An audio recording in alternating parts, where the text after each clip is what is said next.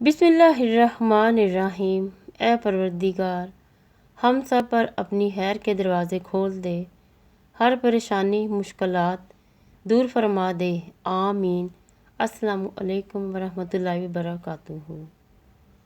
نبی کریم صلی اللہ علیہ وآلہ وسلم نے ارشاد فرمایا، جو عورت اپنے خاوند کی اجازت کے بغیر گھر سے نکل جایا کرتی ہے، وہ گھر آنے تک یا خاوند کے راضی ہونے تک اللہ تعالیٰ کی ناراضگی میں ہی رہتی ہے۔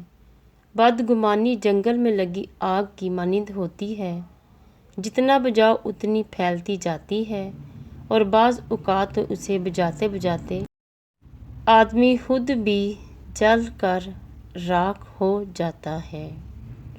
اگر تم قرآن کو آنکھوں سے دیکھو گے تو الفاظ نظر آئیں گے، دماغ سے دیکھو گے تو علم نظر آئے گا، دل سے دیکھو گے تو محبت نظر آئے گی، اور اگر اپنی روح سے دیکھو گے تو تمہیں خدا نظر آئے گا۔ نبی کریم صلی اللہ علیہ وآلہ وسلم نے ارشاد فرمایا، شیطان تمہارے گھروں میں اس جگہ رہتا ہے جہاں مکڑی کے جالے لگے ہیں۔ اپنے گھروں میں مکڑی جالے مت رہنے دیا کرو، کیونکہ اس سے گھر میں غربت اور پریشانی آتی ہے۔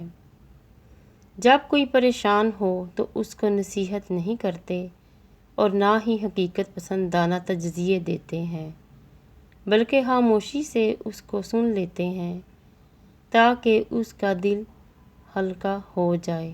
حضرت علی رضی اللہ تعالیٰ عنہ نے فرمایا، اپنے پاس اتنا مال رکھ جتنی کہ تجھے ضرورت ہو، اور باقی اللہ تعالیٰ کی راہ میں خرچ کر دے تاکہ محتاجی کے دن ہمارے کام آ جائے۔